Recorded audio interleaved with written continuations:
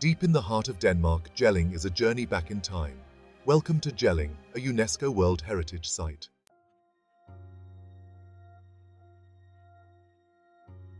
Imagine a time before modern conveniences, back to the 10th century. Jelling was a royal estate and a place of religious significance. Kings ruled from here, spreading their influence far and wide. The ancient mounds held the remains of ancestors, sacred places of burial and remembrance. The runestones near them hold the keys to understanding Jelling's importance. They speak of the transition from paganism to Christianity.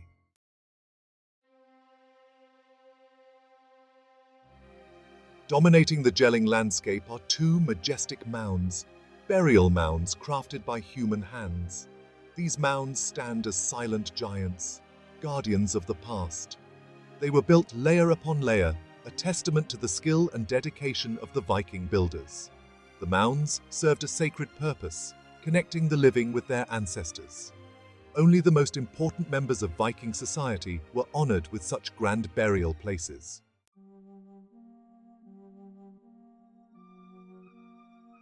The North Mound is a testament to King Gorm the Old, a legendary figure in Danish history. Inside, Gorm was laid to rest with treasures befitting his status. The North Mound was not just Gorm's final resting place, but also a symbol of his power and legacy.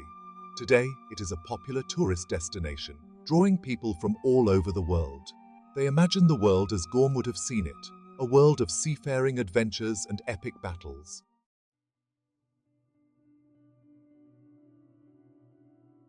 The South Mound, although smaller, holds its own mysteries. Excavations revealed it was a burial mound, but it contained no burial. Instead, archaeologists discovered a richly decorated wooden chamber. The absence of a burial deepens its intrigue, sparking the imagination. The South Mound whispers of forgotten ceremonies and ancient beliefs.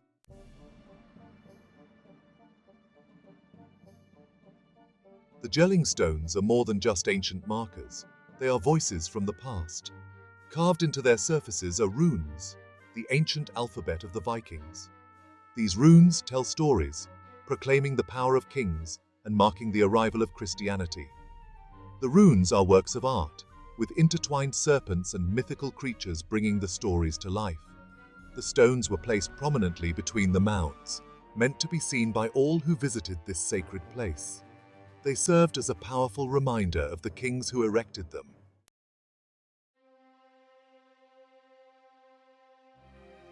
The smaller of the two Jelling stones belongs to King Gorm the Old. The runes on this stone are a father's tribute to his beloved wife, Thyra. The inscription reads, "King Gorm made this monument to his wife, Thyra, Denmark's ornament." This stone also gives Gorm a powerful title, King of Denmark, marking a pivotal moment in Danish history. It reveals the personal side of Gorm, the man behind the crown.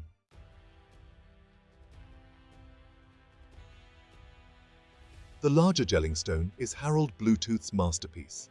It marks a turning point in Danish history, the arrival of Christianity. One side depicts a majestic lion, symbolizing Harald's might. The other side depicts the crucified Christ, marking a radical departure from traditional Viking beliefs. The inscription boasts of Harald's achievements, claiming he united Denmark and Norway and brought Christianity to the Danish people. This stone is a statement of power, a declaration of faith, and a testament to the enduring legacy of the Jelling dynasty.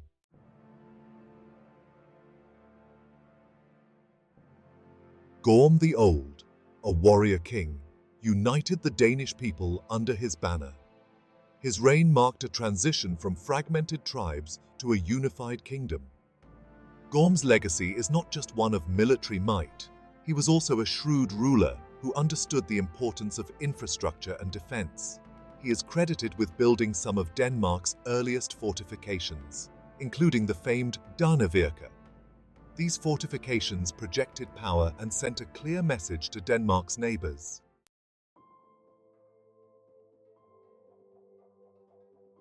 Harald Bluetooth, son of Gorm the Old, inherited his father's kingdom and ambition.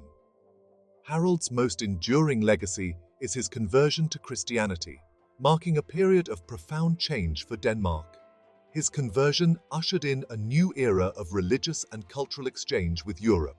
Harald had to balance his desire for religious unity with the need to maintain social order. He adopted a pragmatic approach, allowing pagan practices to continue alongside Christian ones.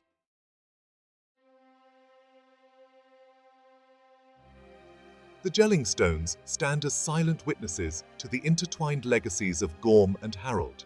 Gorm honored his wife Thyra with the smaller stone, a testament to their love. Harald erected the larger stone, a monument to his achievements and his embrace of Christianity. The two stones speak with a single voice, telling the story of a dynasty and a pivotal moment in history. Together, they shaped the destiny of Denmark, their legacies forever intertwined in the stones that bear their names.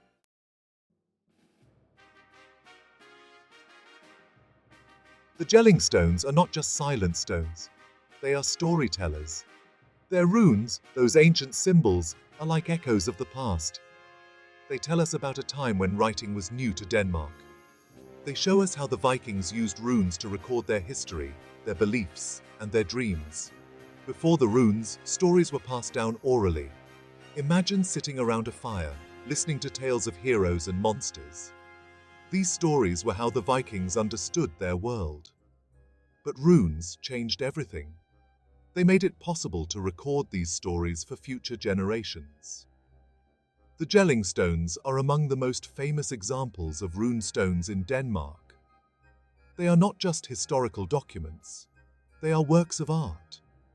The craftsmen who carved them were masters of their craft. They combined text and imagery to create powerful and evocative monuments.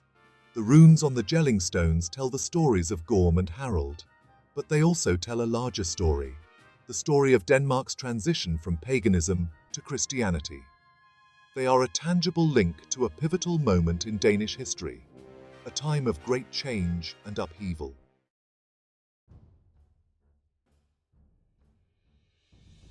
The Jelling stones are more than just historical artifacts. They are national treasures, symbols of Danish identity and pride. They represent the very roots of the Danish monarchy. They tell the story of how Denmark came to be, how a fragmented land of warring tribes was united under a single ruler. Before Gorm the Old, Denmark was a patchwork of small kingdoms and chiefdoms. There was no sense of national unity. But Gorm changed all that. He united the Danish people under his rule, laying the foundation for the powerful kingdom that Denmark would become. Harald Bluetooth continued his father's work. He consolidated Danish power, expanding his realm to include Norway. He also made a decision that would have a profound impact on Danish identity. He converted to Christianity. Harald's conversion was a turning point in Danish history.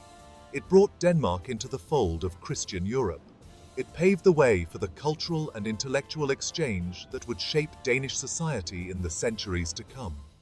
The Jelling stones, with their depictions of both Viking and Christian symbols, stand as a testament to this transformation.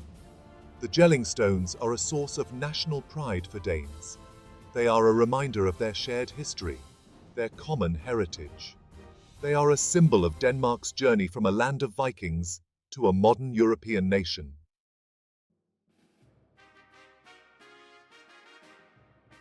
The impact of the Jelling stones extends far beyond Denmark's borders. They are recognized as a UNESCO World Heritage Site. They stand as a powerful reminder of the Viking Age. Vikings were skilled seafarers, traders, and explorers. They left their mark on the world. The Jelling stones speak to universal themes of power and ambition. They are a treasure to be cherished by all who value history and culture.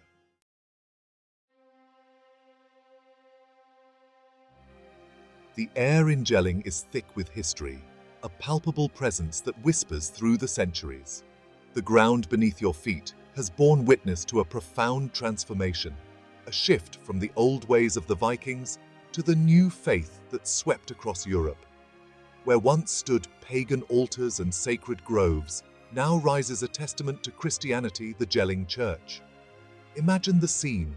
the ancient burial mounds, silent sentinels of a bygone era, casting long shadows across the land. The runestones, etched with tales of gods and heroes, stand guard over the past, and in their midst, a new structure takes shape, its wooden beams rising skyward, a beacon of the changing times. The construction of the Jelling church was not just about bricks and mortar. It was a symbolic act, a physical manifestation of the spiritual transformation sweeping through Denmark.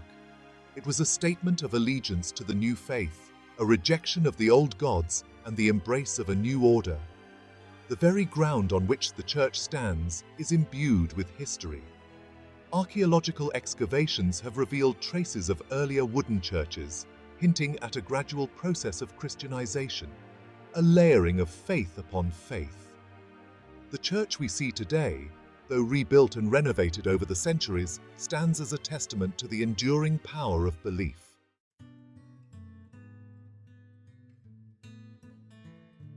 The Jelling church, though modest in scale compared to the grandeur of the burial mounds, stands as a proud symbol of faith.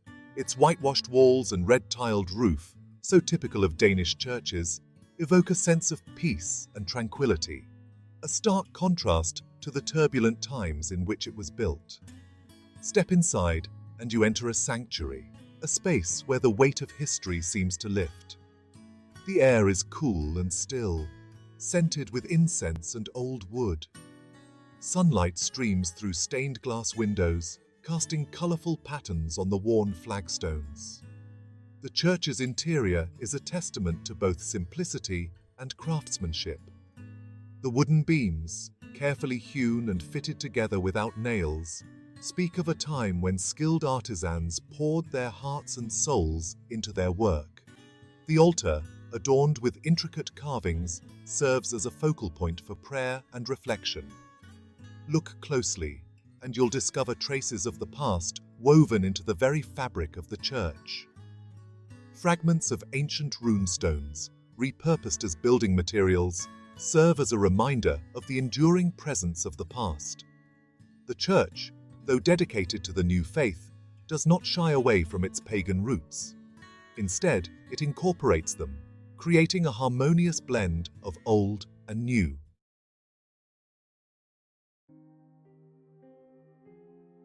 The Jelling church is more than just a place of worship.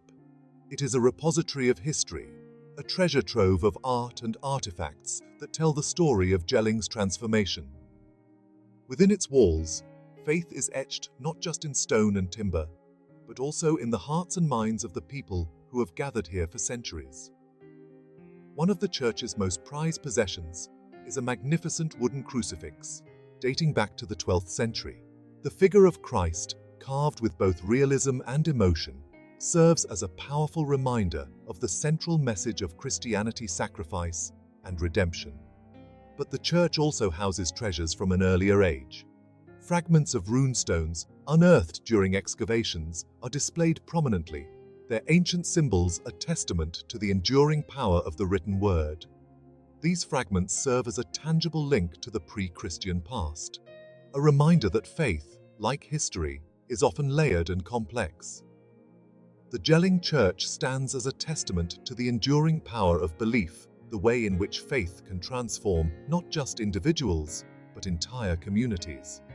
It is a place where the past and present coexist in harmony, where the stories of Vikings and Christians intertwine to create a rich and layered tapestry of faith and history. Jelling is more than just a quiet Danish town. It is a place where history comes alive. Stand between the mounds, feel the weight of centuries. Run your fingers over the runes, sense the echoes of Viking kings. Jelling is a portal to the past, a place where the stories of old are etched in stone and earth. The Jelling monuments, those silent witnesses to the ages, hold a mirror to Denmark's past. They reflect a time of great change, a transition from pagan beliefs to the embrace of Christianity.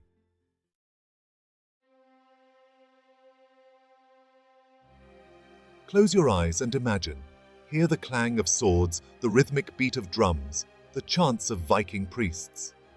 Feel the presence of something ancient and powerful. Jelling is a story etched in stone and earth. Today, Jelling stands as a bridge between the past and the present. And as they stand before the Jelling stones, they are reminded that history is a living presence.